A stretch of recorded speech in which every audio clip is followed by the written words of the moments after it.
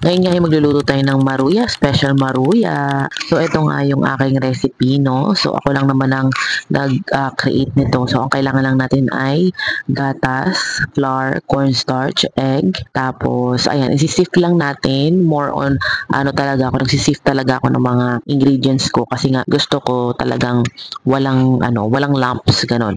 And then, ayan, milk, selecta, kahit ano naman pwede. Evap pwede yan. Pwede ring tubig, and then naglagay din ako ng egg para mas special siya. So ayan, i-mix mo lang ng ganyan, and then kapag ganyan ang consistency, hiwain na natin yung ating mga banana. So itong mga banana natin ay medyo ripe na siya, kaya naman naghihiwa-hiwalay na ang mga banana ko. Pero okay lang yan, pang dagdag sa tamis dahil hindi ako mag-a-add ng sugar. So ito na siya, marami naman akong nailagay or marami naman akong mailuluto ngayon. So, after nyan, ayan, coat mo lang siya ng bonggang-bongga, and then isa lang mo siya sa mainit na kawali or sa matika. Low heat lang yan, mga mariko.